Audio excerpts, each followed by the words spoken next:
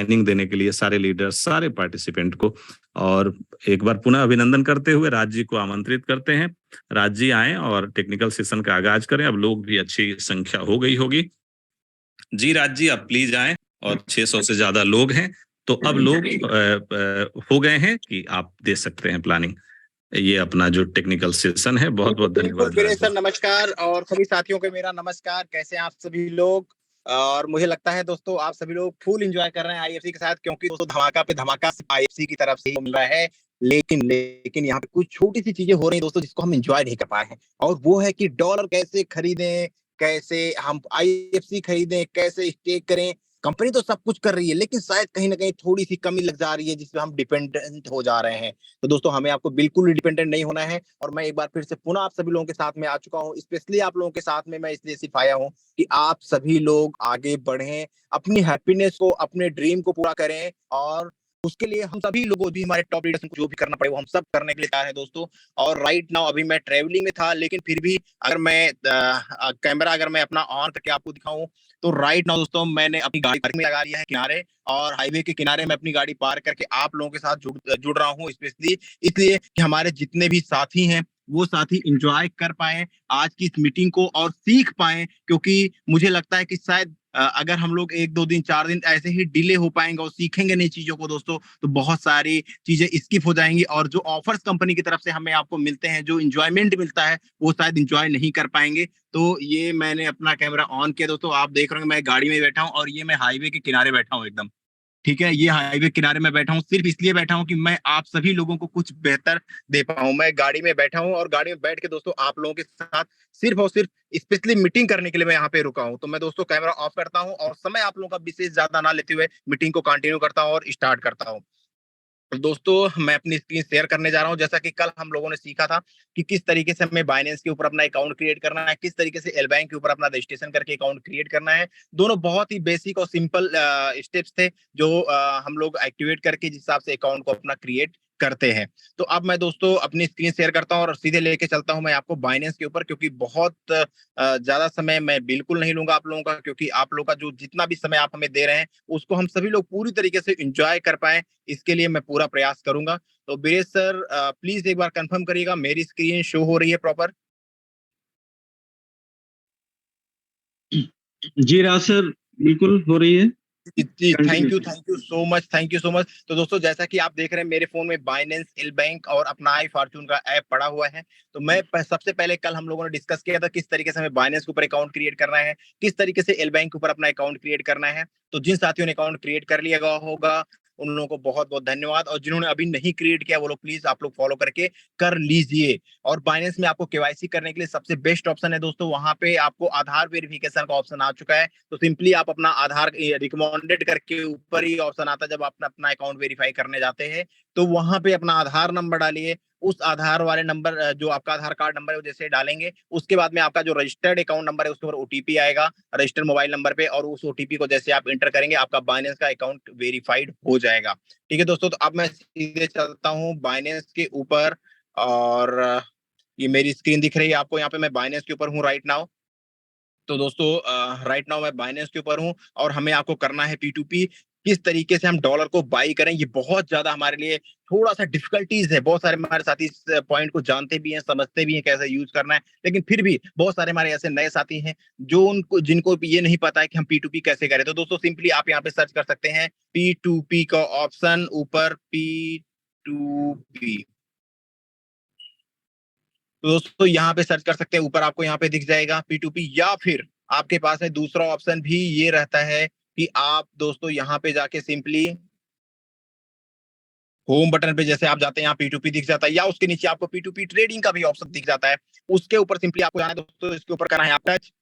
जैसे आप दोस्तों यहाँ पे टच करते हैं आपके सामने बहुत सारे बायर्स और सेलर्स की लिस्ट दिख जाती है। लेकिन दोस्तों हमेशा एक चीज यहाँ पे ध्यान रखनी है, आपको करना क्या है, आपको जाना है फिल्टर के ऊपर। ये चीज विशेष तौर से ध्यान रखिएगा, फिल्टर के ऊपर जाना है। अब आपको अपना पेमेंट गेटवे चूज करना है। ठीक है, कौन से पेमेंट से आप पेमेंट करना चाहते हैं। तो सबसे पहले ऊपर अप्लाई लास्ट यूज फिल्टर का ऑप्शन को ऑन कर देना है। इससे ये होगा कि जब भी नेक्स्ट टाइम आप परचेज करेंगे तो अभी जो फिल्टर आपने यूज किया है वो आपका इनेबल रहेगा। उसके बाद में दोस्तों यहाँ पे lightning, UPI and UPI, IMPS, Google पे, तो दोस्तों सारे बैंकिंग ऑप्शंस अवेलेबल हैं जिससे आप पेमेंट करना चाहते हैं।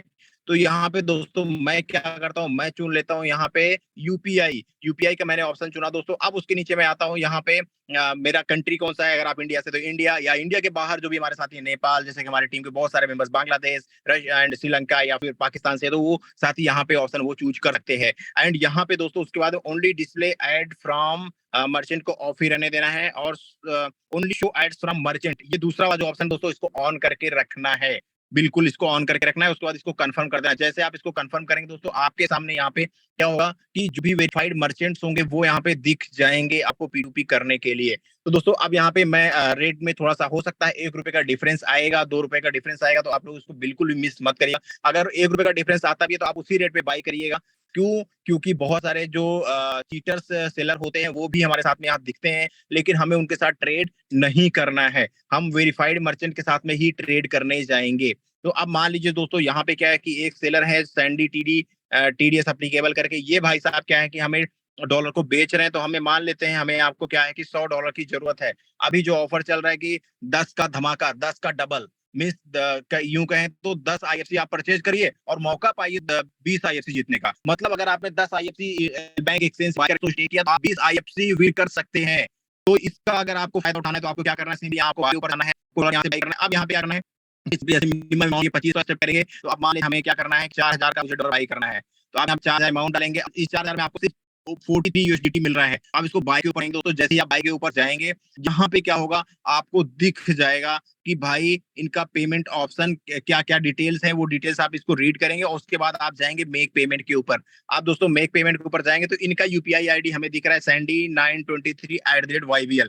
इसको आपको कॉपी करना है। कॉपी करने के बाद में दोस्तों क्या करना है, अब यहाँ पे कुछ ध्यान देने वाली बातें हैं दोस्तों। हमेशा जो भी पेमेंट करें, जैसे कि ये जो सेलर है जिस नाम से इसका यहाँ पे नेम दिखा रहा है ना, नेम, ये वेरीफाइड नेम आप पेमेंट करते टाइम ही आए तभी आप उसके ऊपर पेमेंट करिएगा। ठीक है, इसने सीधा सीधा नोटिफिकेशन रिस्ट्रिक्शंस लिख रखे हैं बाइनेंस ने, तो इसको आपको पूरा प्रॉपर रीड कर लेना है। Leave the Binance app, open your selected banking और payment platform that's match your verified name on Binance. और आपको भी दोस्तों उसी अकाउंट से पेमेंट करना है जिस नेम से आपने केवाईसी करके रखा है बाइनेंस के ऊपर। ऐसा नहीं है कि आपने क्या किया, केवाईसी कर लिया बच्चों के नाम पे, पेमेंट आप अपने अकाउंट से कर रहे हैं, तो वो पेमेंट आप करेंगे तो वो आपका पेमेंट फंस सकता है। और वो जो सेलर होगा जिसको आपने पेमेंट किया है, आपको वो पेमेंट नहीं भी रिफंड करेगा तो आप बाइनेंस के लिए कोई रिस्पॉन्सिबिलिटी नहीं लेगा। तो आपको क्या करना है, मान लीजिए अगर आपने अपने बच्चे के नाम से यहाँ पे बाइनेंस के ऊपर अकाउंट ओपन किया, तो आप बाइनेंस के ऊपर अपने बच्चे के नाम के अकाउंट से ही पेमेंट उसको करिएगा, मींस सेलर को पेमेंट करना है। अब उसके बाद दोस्तों यहाँ पे यूपीआई आईडी संदीप कुमार के नाम से आ रहा है, यूपीआई नेम आ रहा है, और ये जो यूपीआई आईडी है सैंडी ये समथिंग करके, इसको आप कॉपी कर लीजिए दोस्तों। कॉपी करने के बाद अब आप उसको कर दीजिए पेमेंट। तो ये 4000 रुपए का पेमेंट आप अपना ऐप ओपन करिएगा, जो भी बैंकिंग ऐप है यूपीआई के माध्यम से उसको पेमेंट करिएगा। और पेमेंट करने के बाद दोस्तों यहाँ पे ट्रांसफर्ड नोटिफाइड सेलर के ऊपर आपको टच कर देना है। जैसे ट्रांसफर नोटिफाइड सेलर के ऊपर आप टच कर देंगे, टच करने के बाद में आपका पेमेंट प्रोसेस हो जाएगा, और जो सामने वाला बंदा है, मींस ये जो संदीप कुमार है, ये आपको फंड आपको रिलीज कर देंगे। कितना रिलीज करेंगे, ये आपको $43 का फंड आपको यहाँ पे ये रिलीज करने वाले हैं। जितना आपने 4000 रुपए का जितना भी डॉलर होगा वो वहां से रिलीज कर देंगे। तो ये होता क्या है, यहाँ पे एक आपको और विशेष ध्यान रखनी है। अगर मान लेते हैं कि जो टाइमिंग चल रहा है, मैंने पेमेंट कर दिया और पेमेंट होने के बाद उस बंदे ने क्या काम किया, मुझे फंड वापस से रिवर्स नहीं किया, हमारा फंड मुझे नहीं भेजा, वो सिनेरियो में क्या करना है, वहां पे एक रिपोर्ट का ऑप्शन आता है, और ये टाइमिंग अगर हो गया तो आप यहाँ रिपोर्ट कर सकते हैं उस बंदे को कि मैंने पेमेंट किया और मुझे फंड अभी तक रिसीव नहीं हुआ। तो उसके लिए क्या होता है, यहाँ पे आप चैट में दोस्तों जा सकते हैं, चैट में इस बंदे से डायरेक्टली बात भी कर सकते हैं। ये बोल रहा है pay only if you are Indian and pay from your own account only Binance registered KYC holder, don't pay from someone else account, share screenshot after payment. तो जैसे ही आपका पेमेंट हो जाए, आप इस बंदे को अपना स्क्रीनशॉट यहाँ अटैच करके भेज सकते हो, इससे चैट भी कर सकते हो। हाय लिख के मैंने, जैसे मान लीजिए मैंने मैसेज किया, ऑनलाइन रहेगा तो तुम ये बोल रहा लास्ट सीन 1 मिनट एगो, यहाँ दिख भी जाएगा। तो 1 मिनट पहले ये बंदा ऑनलाइन था, हम इसको पेमेंट करेंगे, उसके पास नोटिफिकेशन आ जाएगा और वो क्या करेगा, हमें डॉलर रिलीज कर देगा। अगर 15 मिनट, जो 12 मिनट का टाइम है, 12 मिनट में क्या होगा, आपका ऑर्डर कैंसिल हो जाएगा अगर आप इसको और आगे प्रोसेस नहीं करेंगे। अब दोस्तों मान लीजिए आपने पेमेंट कर दिया और 12 मिनट हो गया और उसने आपको यूएसडीटी रिलीज नहीं किया, तो यहाँ पे आपके पास रिपोर्ट का ऑप्शन आएगा। ठीक है, ये रिपोर्ट का ऑप्शन में आप क्या करिएगा, ये ऑप्शन सारे ट्रेडिंग ऑर्डर, फ्रॉड और scam, advertisement condition unusual something and frozen bank account malicious, तो उसमें जब आप जाएंगे पेमेंट करके आगे जाएंगे तो उसमें एक ऑप्शन ये भी आएगा, I have transferred the fund to seller but not received my USDT या नॉट रिसीव्ड माय क्रिप्टो। ऐसा करके भी ऑप्शन आएगा, तो उसको आप सेलेक्ट करके क्वेरी सबमिट कर देंगे और अपना पेमेंट का प्रूफ सेंड कर देंगे, तो उस बंदे को वापस से फंड रिलीज करना ही पड़ेगा। जैसे मैंने देखिए दोस्तों इसको हाय लिखा, हाय लिख के भेजा, तो इसने भी मुझे रिप्लाई किया। अब मैं इसको बोलता हूँ कि कुछ एक मैसेज को कर देता हूँ कि मेरे अकाउंट से पेमेंट इसको नहीं हो रहा है। जी, तो देखिए ये क्या रिप्लाई करता है। I am trying to done payment, I am trying to do payment via UPI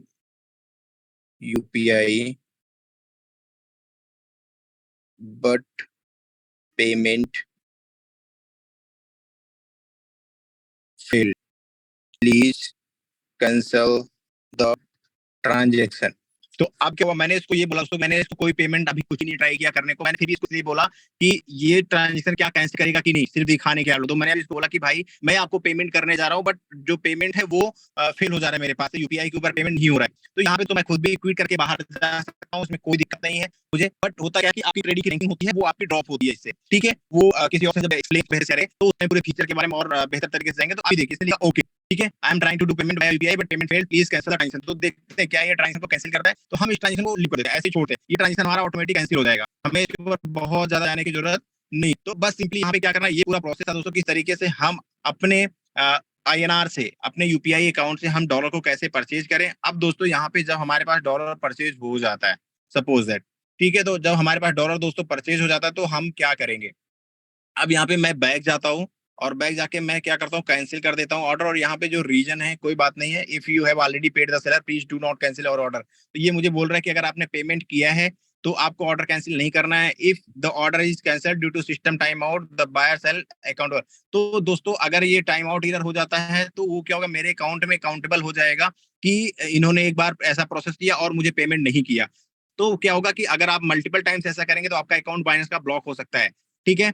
तो आपको क्या करना है, आपको पेमेंट प्रॉपर करनी है और पेमेंट प्रॉपर करने के बाद में उनसे डॉलर रिसीव करना है, ठीक है। And if the seller does not reply the chat with in 15 minute you will be uncountable. अगर वो 15 मिनट तक बंदा रिप्लाई नहीं करता मुझे, तो क्या होता कि ये मेरा ट्रांजेक्शन कैंसिल होता, तो काउंट नहीं किया जाता। अब ये बोल रहा है कि you can make up to 5 transaction cancels in a day.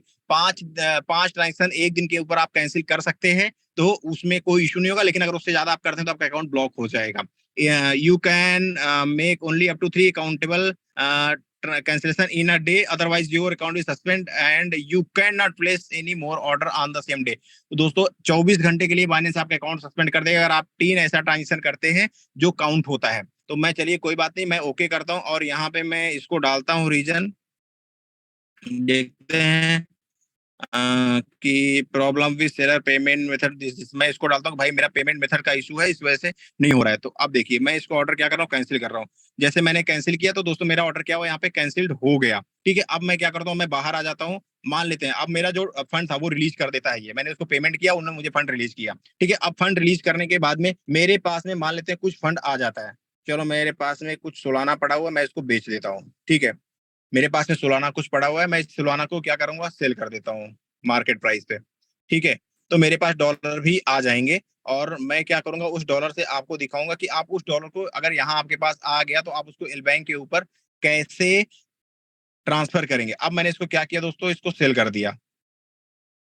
Sorry ये लिमिट ऑर्डर हो गया। मैं मार्केट प्राइस पे जाता हूँ और इसको मैं सेल कर देता हूँ, ठीक है। 100% और मैंने सेल कर दिया। अब मेरे पास यहाँ पे कुछ डॉलर्स आ जाते हैं। अब मुझे क्या करना है, अगर मेरे पास एल बैंक का अकाउंट है तो क्योंकि आईएफसी हम बाई करेंगे कहाँ से, एल बैंक से। तो एल बैंक से दोस्तों अगर हम लोग आईएफसी को बाई कर रहे हैं तो उसके लिए हमने क्या किया, डॉलर बाई कर लिया। या फिर आपके दूसरा विकल्प ये भी हो सकता है दोस्तों कि आपके किसी जानने वाले के पास यूएसडीटी है तो आपने उनको पैसा यूएसडीटी का दिया और वहां से उनसे आपने यूएसडीटी अपने सीधे एल बैंक के ऊपर ले लिया। लेकिन उस यूएसडीटी को आप लेंगे कैसे, चलिए वो भी समझ लेते हैं। तो उसके लिए क्या है, हमारे पास एल बैंक का अकाउंट होना बहुत जरूरी है। मैं एल बैंक के ऊपर चलता हूँ और एल बैंक ऊपर जाने के बाद दोस्तों मैं क्या करता हूँ, वैलेट के ऊपर जाता हूँ। कल जैसा कि हम लोगों ने ऑलरेडी डिस्कस किया हुआ था कि किस तरीके से हमें अकाउंट रजिस्टर करना है, फिर भी मैं क्या करता हूँ, जल्दी से एक अकाउंट रजिस्टर करके आप लोगों को दिखा देता हूँ। आप जब एल बैंक का ऐप ओपन करेंगे, यहाँ पे आपको रजिस्टर का ऑप्शन आएगा और अब आपको यहाँ पे ईमेल आईडी पे जाना है। मैं ईमेल आईडी डाल देता हूँ ftspande@gmail.com, ठीक है। मैं नेक्स्ट करता हूँ दोस्तों, ये ह्यूमन वेरिफिकेशन आता है जैसा कि कल हम लोगों ने लास्ट डिस्कस भी किया था। मोटरसाइकिल को मैं टच कर लेता हूँ, सारे ऑप्शन किसके, एंड अब मैं क्या करता हूँ, नेक्स्ट करता हूँ और ये वेरीफाई नहीं हो तो ट्रैफिक लाइट को मैं सेलेक्ट करता हूँ वापस से एंड वेरीफाई करता हूँ। ये देखिए दोस्तों, ये वेरीफाई हो गया। अब मुझे क्या करना है कि मुझे इसके अंदर पासवर्ड डालना है। तो मैं क्या करता हूँ, मान लीजिए ये पासवर्ड RAJ Raj@123, ये मैंने यहाँ पे पासवर्ड डाला, लेकिन ये पासवर्ड नहीं ला क्योंकि इसको मिनिमम 8 कैरेक्टर का पासवर्ड चाहिए। तो चलिए मैं इसको 1234 कर दे रहा हूँ, ठीक है। एंड ऐसा ले लेना चाहिए 820 ओके। बट ये पासवर्ड नहीं ले रहा है, मुझे लग रहा है इस पासवर्ड को पास हमें चेंज करना पड़ेगा। RAJ@12345 okay.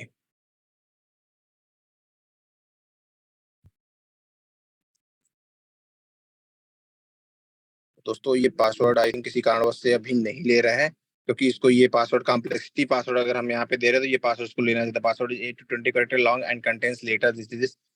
कोई बात नहीं, मैं क्या करता हूँ, दूसरा कोई एक पासवर्ड इसमें डालने की कोशिश करता हूँ। RAJESH Rajesh@2015 okay. तो दोस्तों ये कुछ आई थिंक एरर है, या इसको रीड नहीं कर रहा है, या मुझे ये नोटिफिकेशन दे रहा है कि आप जो है ये हम पासवर्ड ही डालिए। तो RAJESH राजेश, एक बार पासवर्ड देख भी लेता हूँ, Rajesh@2015, ये मैंने पासवर्ड डाला है दोस्तों। अब मैं क्या करता हूँ, यहाँ पे कोड रीसेंड करता हूँ, एक जो हमारे मोबाइल जो ईमेल आईडी है उसके ऊपर आएगा। और मैं यहाँ से टैक्सी सेलेक्ट कर लेता हूँ, तो येलो कलर की टैक्सी मुझे दिख रही है, मैं इसको सेलेक्ट कर लेता हूँ। और ये मेरा अकाउंट वेरीफाई और बाइस्किल को सेलेक्ट करना पड़ता है दोस्तों। इसमें तो आपको एक चीज ध्यान रखनी है कि ये ह्यूमन वेरिफिकेशन कैप्चा है, इसको अगर कोई भी डिवाइस किसी प्रकार का कुछ एरर होता है तो ये लोग क्या करते हैं कि इसको तुरंत आपको ह्यूमन वेरिफिकेशन कैप्चा डालना ही पड़ता है। तो अभी जैसा कि मैंने यहाँ पे पासवर्ड डाला है, अब ये मुझसे ओटीपी पूछ रहा है, जैसे ही हमने ईमेल के ऊपर ओटीपी से मंगवाया। तो मैं क्या करता हूँ, अपना ईमेल आईडी ओपन करता हूँ, और ओपन करने के बाद में दोस्तों अपना जो मुझे ओटीपी रिसीव हुआ है मेरे एल बैंक पे रजिस्ट्रेशन वाला, वो ओटीपी मैं यहाँ पे इंटर करता हूँ, ठीक है। तो मान लीजिए मेरे पास जो ओटीपी आया है 209541 डन, आई हैव ओके। तो ये बोल रहे हैं कि ये जो आपने अकाउंट बनाया है ये अकाउंट ऑलरेडी रजिस्टर्ड है। तो दोस्तों मान लेते हैं कि ये मेरा अगर अकाउंट रजिस्टर्ड है, तो मैं इसको एक बार लॉगिन करने का ट्राई करता हूँ, स्टॉप करके स्क्रीन शेयरिंग में स्टॉप कर रहा हूँ दोस्तों। और ये अकाउंट मैं लॉगिन करके आपको दिखाता हूँ कि आप जब अकाउंट क्रिएट कर लेंगे तो क्रिएट करने के बाद आप अपना अकाउंट लॉगिन करेंगे, और लॉगिन करने के बाद में फिर आप इसमें देख पाएंगे कि किस तरीके से आपका यहाँ पे सारा ट्रांजेक्शन दिखता है। तो मैं दोस्तों फाइनली अभी क्या कर रहा हूँ, अपना मैं एल बैंक का अकाउंट वापस लॉगिन कर रहा हूँ जो मैंने बनाया हुआ है, उस अकाउंट में लॉगिन करता हूँ। और लॉगिन करके आपको मैं दिखाता हूँ कि किस तरीके से आप एल बैंक के ऊपर जो भी आपके पास डॉलर रहेंगे उससे आप अपना टोकन बाई कर पाएंगे, ठीक है।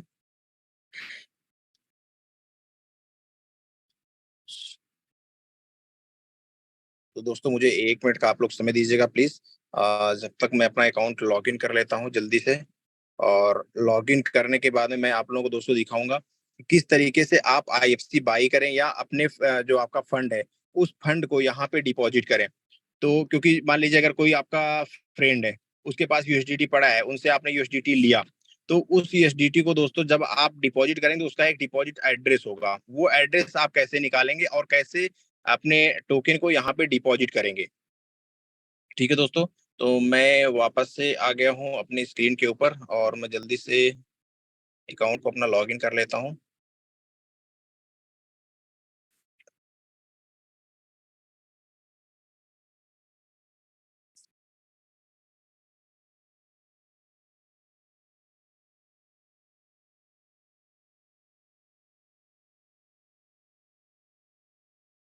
दोस्तों जब भी आप अकाउंट को लॉगिन करेंगे तो आपके पास ओटीपी भी आएगा, और चाहे एल बैंक का अकाउंट हो या फिर आपका बाइनेंस का अकाउंट हो, दोनों अकाउंट पे दोस्तों आपको क्या करना है कि अपना केवाईसी जरूर वेरीफाई करना है, जिससे कि क्या होगा कि आपका अकाउंट लॉक नहीं होगा, ठीक है। और अगर अकाउंट किसी कारण सस्पेंड हो जाता है तो वो अकाउंट आप ओपन करा सकते हैं। तो इस चीज का ध्यान रखना है, क्योंकि अगर आपने मान लीजिए अकाउंट क्रिएट कर लिया और वेरीफाई नहीं किया है तो आपका फंड लॉस भी हो सकता है, ठीक है। तो आपको केवाईसी करना बहुत जरूरी है। मैं कहूँ विशेष प्रकार से मैं सिर्फ एक आपको आइडिया दे रहा हूँ कि कैसे जब आप वेरीफाई करते हैं तो उसमें क्या होती है कि आपकी जो इन्फॉर्मेशन चीजें इसके ऊपर आपको मिलती है वो सारी चीजें प्रॉपर वेरीफाई रहती है, आपका वेरीफाई रहता है, जिससे कि आपको फर्दर कोई भी इशू नहीं होता है। तो दोस्तों आपको बिल्कुल ध्यान रखें, मुझे करता हूँ आ गया ओके।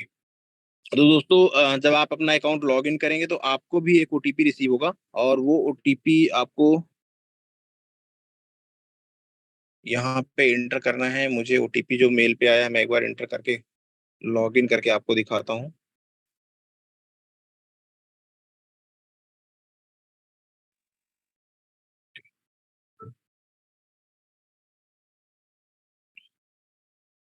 जी। ओके दोस्तों, मेरा एल बैंक का अकाउंट लॉगिन हो गया है। तो मैं वापस से आप लोगों के साथ में स्क्रीन शेयर करता हूँ,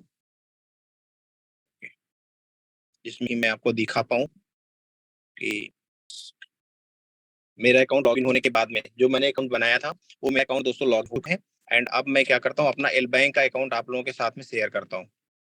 ठीक है, ये मेरा एल बैंक का अकाउंट है दोस्तों, जो मैंने बनाया था और बना के मैंने लॉगिन किया। तो मेरे पास में इसमें 0.8 IFC इस समय अवेलेबल है। ठीक है, ये मेरा 0.8 IFC है, इसमें मेरा ऑलरेडी अवेलेबल है। तो अब मैं क्या करता हूँ, होम बटन पे जाता हूँ। आपको क्या करना है, आपने बाइनेंस के ऊपर यूएसडीटी बाई कर लिया। अब बाइनेंस से आपको क्या करना है, उस यूएसडीटी को आपको ट्रांसफर करना है अपने एल बैंक के ऊपर। तो आप सिंपली जाइए अपने वॉलेट के ऊपर और यहाँ पे सर्च करिए यूएसडीटी। ठीक है, यूएसडीटी के ऊपर टच करिए दोस्तों। और जैसे ही आप यूएसडीटी के ऊपर टच करेंगे, यहाँ पे आपके पास डिपॉजिट का ऑप्शन आएगा। आप डिपॉजिट पे जाइए और यहाँ पे आपके पास नेटवर्क बहुत सारे दिख रहे हैं। तो इसमें आप बाइनेंस से अगर कर रहे हैं दोस्तों, तो मैं रिकमेंडेड करूंगा कि आप बीपी20 का नेटवर्क यूज करिए। इसलिए यूज करिए बीपी20 क्योंकि इससे क्या होगा कि आपका जो ट्रांजेक्शन है वो फास्ट भी होगा और आपका जो फीस है, ट्रांजेक्शन फीस है, वो भी बहुत कम आएगी। ठीक है, तो अब यहाँ पे मैंने इसको मान लीजिए मेरा डिपॉजिट एड्रेस दोस्तों, इसको मैंने कॉपी कर लिया। अब कॉपी करने के बाद मैं चलता हूँ अपने बाइनेंस ऐप के ऊपर और यहाँ से जो मेरे पास फंड पड़ा है उसको मैं करूंगा विड्रॉल। और यहाँ पे सेंड वायर नेटवर्क आएगा। तो दोस्तों जो नेटवर्क आप वहां पे सेलेक्ट किए एड्रेस जनरेट करते टाइम पे, मान लीजिए बीपी20 करते हैं तो बीपी20 यहाँ भी आपको सेलेक्ट करना है। अब सॉरी, ये दोस्तों सोलाना हो गया, तो मैं यूएसडीटी देख लेता हूँ मेरा किधर गया। ये मेरा यूएसडीटी है दोस्तों, तो मैं विड्रॉल करता हूँ और विड्रॉल कर सेंड वाया क्रिप्टो नेटवर्क में करता हूँ। और करने के बाद अब मैं यहाँ पे मेरे पास जो एड्रेस है उस एड्रेस को मैं यहाँ पे पेस्ट कर दूंगा। पेस्ट करने के बाद नेटवर्क है जो दोस्त, नेटवर्क में आपको क्या सेलेक्ट करना है, बीपी20 जो मैंने वहां से एड्रेस जनरेट करते टाइम पे यूज किया था। अब कितना अमाउंट आपको ट्रांसफर करना, यहाँ पे अमाउंट में मैक्सिमम आप कर दीजिए जितना अमाउंट आप करना चाहते हैं। मान लीजिए आपने $1000 बाई किया और सिर्फ आपको $100 ही ट्रांसफर करने हैं, तो आप यहाँ पे $100 लिख दिया। अभी मेरे पास मान लीजिए $16 का फंड है, मैंने 16 लिखा। एंड 16 लिखने के बाद दोस्तों मैंने क्या किया, यहाँ पे विड्रॉ पे क्लिक कर दिया। जैसे विड्रॉ पे क्लिक किया, ये पूछ रहा है कि इतना आपका अमाउंट जो है ये इंटरनल ट्रांसफर। तो ये जो है जो हमारा एड्रेस, इस एड्रेस पर ट्रांसफर करने के लिए कुछ ये फीस है, ठीक है, वो इनको पे कर दूंगा। तो अब मैं पे जाता हूँ और विड्रॉ करने के बाद में यहाँ पे मुझे इंटरनल ट्रांसफर समथिंग ऐसा फ्रॉम फंडिंग वैलेट। तो ये क्या करेंगे, मेरे जो फंडिंग वैलेट में फंड पड़ा हुआ है उसको ट्रांसफर करके मेरे वॉलेट में लाएंगे। तो मैं ट्रांसफर करता हूँ क्योंकि जो दोस्तों आपका P2P का ट्रांजेक्शन होता है वो ट्रांजेक्शन हमेशा फंडिंग वैलेट में आता है, वो आपको स्पॉट वैलेट में नहीं दिखेगा। क्यों? क्योंकि जो आपका फंडिंग वैलेट होता है वो वैलेट जब जब भी कोई P2P होता है तो उसमें आपको फंड ट्रांसफर करना पड़ता है, या अगर आप P2P से रिसीव भी करते हैं तो भी आपके फंडिंग वैलेट में ही आपका ट्रांजेक्शन आता है। अब मैं क्या करूंगा, यहाँ पे करूंगा जैसे तो मैं इसको कंफर्म करूंगा ट्रांजेक्शन, मुझसे मेरे नंबर या उसमें ओटीपी आएगा। तो अभी दोस्तों मुझे ओटीपी यहाँ पे आया है और मैंने ओटीपी अपने ईमेल के ऊपर सेंड किया। जैसे मैं ओटीपी ट्रांसफर हो जाएगा तो आपको क्या करना है, क्योंकि आपका ब्लॉकचेन पर दोस्तों ट्रांजेक्शन लगभग अगर मैं बात करूं तो 5 से 7 मिनट का टाइम लगता है। तो आपको 5 से 7 मिनट दोस्तों वेट करना पड़ेगा जब भी कोई आप ट्रांजेक्शन करते हैं, क्योंकि इतना नॉर्मली टाइम लग ही जाता है आपका ब्लॉकचेन के ऊपर ट्रांजेक्शन कंप्लीट होने में। दोस्तों मेरे पास में ओटीपी आ गया है ट्रांजेक्शन का। मैं 1 मिनट में ओटीपी इंटर करके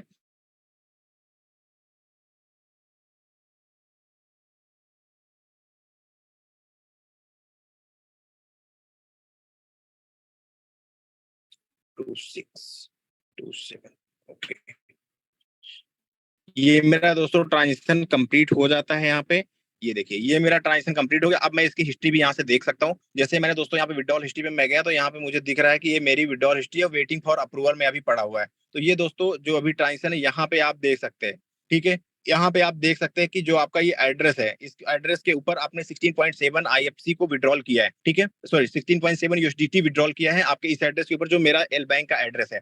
अब यहाँ पे जैसे ये इसमें फीस देखेंगे आप दोस्तों, 0.29 USDT ही केवल विड्रॉल हुआ, तो ये हमारे लिए अच्छी बात है। ठीक है, अगर आप यहाँ पे हम लोग बीपी20 की जगह कोई और नेटवर्क यूज करते तो वहां पे हमें $1 की फीस पे करनी पड़ती। लेकिन हमारे पास दोनों तरफ बीपी20 का नेटवर्क अवेलेबल था, तो इसलिए हमने क्या किया, हमने बीपी20 का ही नेटवर्क यूज किया, हमारी जो ट्रांजेक्शन फीस है वो कम होने के लिए। तो ये जो टाइम है दोस्तों, यहाँ सीधे सीधे बोलते हैं कि अप्रोक्सीमेटली जो है 5 से 7 मिनट का ये टाइम जाता ही जाता है आपका ट्रांजेक्शन कंप्लीट होने में। चलिए, जब तक इसके ऊपर हमारा ट्रांजेक्शन कंप्लीट होता है हम लोग एल बैंक के ऊपर आ जाते हैं और एल बैंक के ऊपर हम लोग देख लेते हैं कि किस तरीके से हमें आपको क्या करना है, हमारा IFC बाई करना है। ठीक है, अब आपको जाना है होम पेज के ऊपर और होम पेज पे जब वापस आ जाएंगे तो आपको यहाँ सर्च कर लेना है IFC। ठीक है, आपके पास USDT दोस्तों आ गया रहेगा और आपको IFC सर्च करना है। IFC के ऊपर जैसे आपको टच करना है दोस्तों, टच करने के बाद में आपको जाना है बाई के ऊपर। अब आप यहाँ पे बाई के ऊपर जाएंगे तो यहाँ पे बहुत सारे आपको ऑर्डर दिखेंगे। ऑर्डर को आप छोड़ दीजिए। आपके पास जो USDT रहेगा, यहाँ पे नीचे आप देख रहे हैं लिमिट के नीचे रेट है, उसके नीचे यहाँ पे डॉलर दिख रहा है। और लिमिट में अगर आपको मार्केट प्राइस में बाई करना है दोस्तों तो मार्केट प्राइस सेलेक्ट करिए। और मान लीजिए मेरे पास देखिए ये मेरा फंड आ गया, अभी मैंने ट्रांसफर किया, मेरा फंड यहाँ पे 16.7 USDT आ गया। अब मैं क्या करता हूँ, मान लेता हूँ कि मुझे पूरे फंड का USDT बाय मुझे पूरे फंड का IFC बाई करना है, तो 16.7 का मैं पूरे फंड का क्या करता हूँ कि USDT से मैं IFC बाई कर लेता हूँ। और अब मैंने क्या किया, मार्केट प्राइस मैंने बाई कर लिया।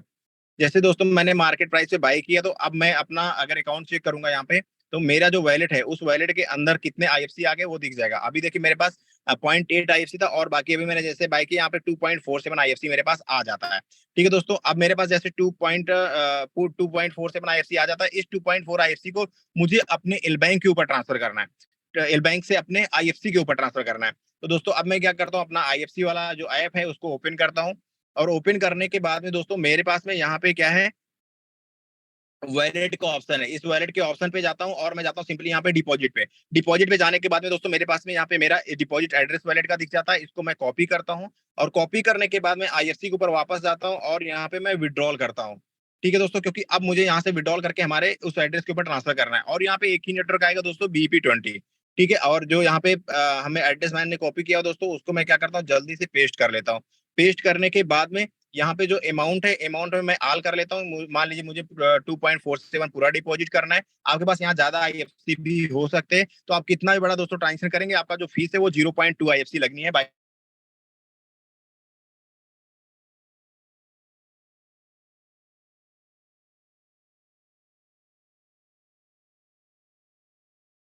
वापस जो भी अकाउंट आपने रजिस्टर किया होगा उसके ऊपर आपको एक OTP वापस से आ जाएगा। अब मैं दोस्तों जल्दी से देख लेता हूँ कि जो OTP आया हुआ है वो OTP क्या है, और फिर मैं यहाँ पे उस OTP को इंटर कर देता हूँ।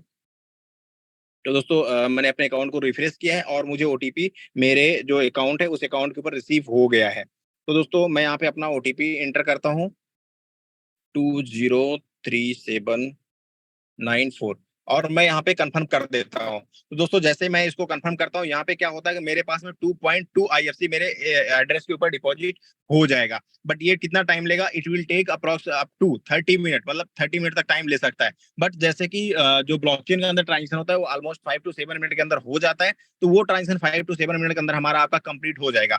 अब हमने क्या सीख लिया यहाँ पे कि हमें किस तरीके से बाइनेंस के ऊपर अपना P2P करके USDT बाई करना है। उसके बाद उस बाइनेंस से USDT को हमने एल बैंक के ऊपर ट्रांसफर करना है और एल बैंक से हमने टोकन बाई करके हमें ट्रांसफर करना है अपने फॉर्चून मशीन के ऊपर। तो दोस्तों जब आप फॉर्चून मशीन के ऊपर ये टोकन ट्रांसफर कर लेते हैं तो यहाँ से आपका फंड हट जाता है और आपका वैलेट यहाँ पे जो भी रहेगा वो आपको यहाँ पे शो करता रहेगा।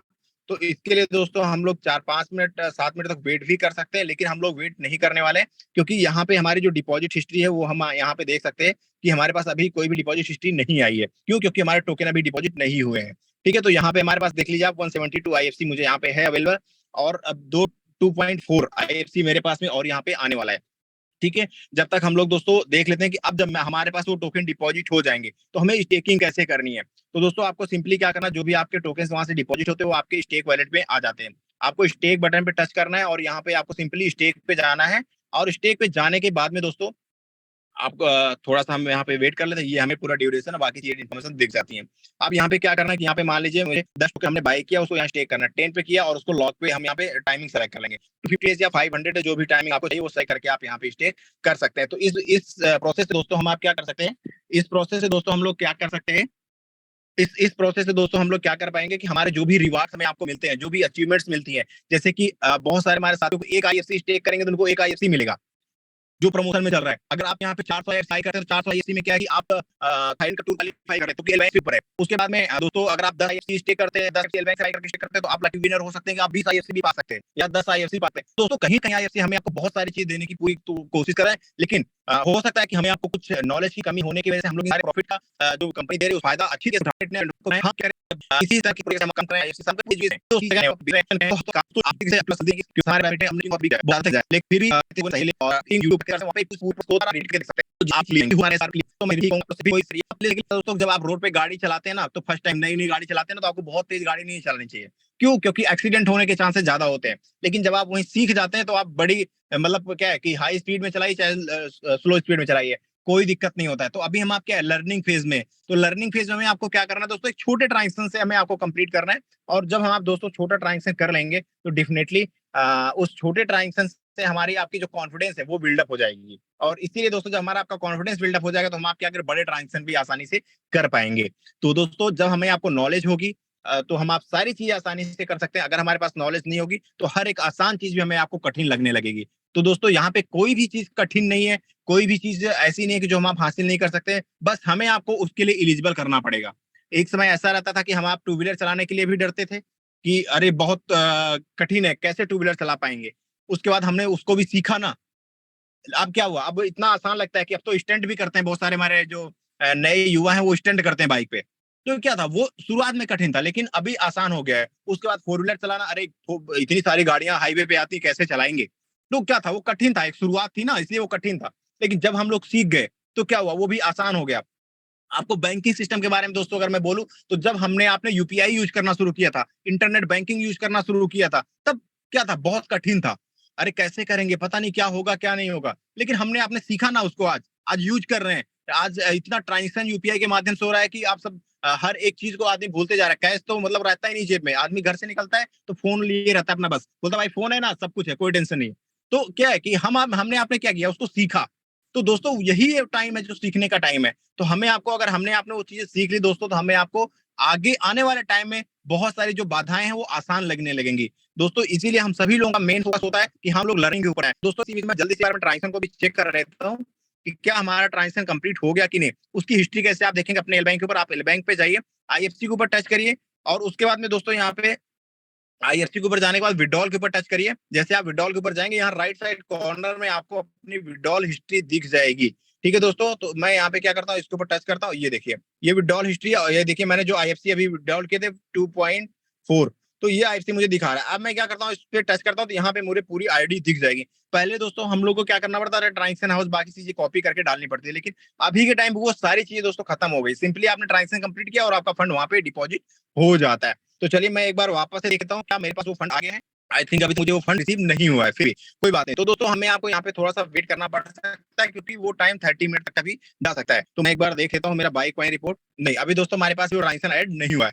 कोई बात नहीं, तो इसमें दोस्तों सिंपली आपको 30 मिनट तक का वेट करना पड़ सकता है। तो इसके लिए आपको लोग बिल्कुल परेशान नहीं होना है, ठीक है। तो ये दोस्तों बेसिक से कुछ स्टेप्स है जिसे हम आप फॉलो करके हम अपनी अर्निंग बढ़ा सकते हैं। साथ ही साथ क्या दोस्तों अपनी पूरी टीम की भी अर्निंग बढ़ा सकते हैं। तो ये एक बेहतरीन मौका है सीखने का, आप लोग सीखिए क्योंकि जब हम आप दोस्तों सीखे रहेंगे तो हम आप बड़ी से बड़ी कठिनाइयों को आसानी से खत्म कर पाएंगे। लेकिन अगर दोस्तों हमारी लर्निंग नहीं रहेगी तो आसान से आसान चीजें भी हमें आपको कठिन लगेगी। तो मुझे लगता है दोस्तों कि जो इन्फॉर्मेशन मैंने आप लोगों के सामने शेयर करी है वो एक वैल्यूएबल इन्फॉर्मेशन थी और शेयर भी करनी चाहिए। इसलिए आज वापस से पास इसलिए हुआ और मैं कोशिश किया उसको वो शेयर करूं जो हमारे लिए जरूरी है। तो आज की मीटिंग मेरी तरफ से दोस्तों यही तक। अब आगे थैंक यू सो मच करके और